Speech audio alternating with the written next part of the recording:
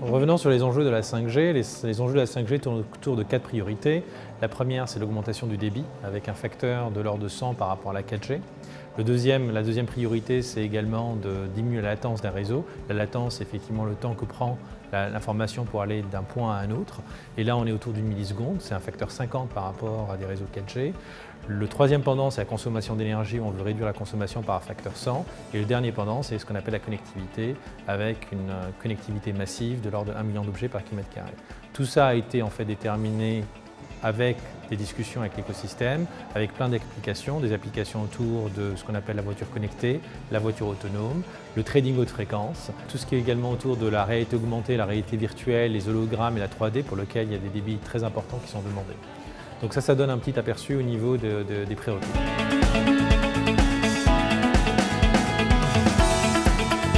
Alors au niveau des fréquences nécessaires pour la 5G, on a fait quelques études et il se trouve que les études actuelles démontrent qu'il faut au moins autour de 200 MHz, voire 250 MHz par opérateur pour déployer les 5G.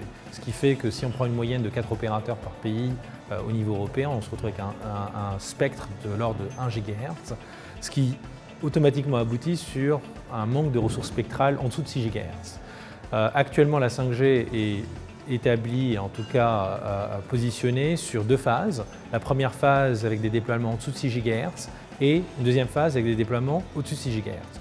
Sur le pendant en dessous de 6 GHz, on est sur des déploiements en termes d'antennes relativement comparables à ce qu'on a par rapport à la 4G. Bien qu'on se retrouve avec un déploiement assez massif d'antennes, où on envisage des nouvelles technologies de type Massive MIMO. Massive MIMO, c'est tout simplement un déploiement intensif d'antennes sur des stations de base, avec des stations de base à 124 éléments. Également des antennes qui sont bien distribuées sur le réseau, avec un bon cadrage, un bon maillage du réseau, qu'on appelle les small cells, qui sont des petites cellules émettrices. Sur le versant au-dessus de 6 GHz, où là on est plutôt sur des bandes autour de 28 GHz, 40 GHz, 64, 67 GHz, voire 86 GHz. Là, on se retrouve avec des problématiques beaucoup plus importantes qui sont des problématiques de propagation. Il faut savoir que plus on monte en fréquence, moins l'onde se propage et moins on atteint notre cible. Sur ce pendant-là, on travaille de manière assez intense pour développer des algorithmes qui permettent de transmettre l'information vers la destination avec une très bonne directivité.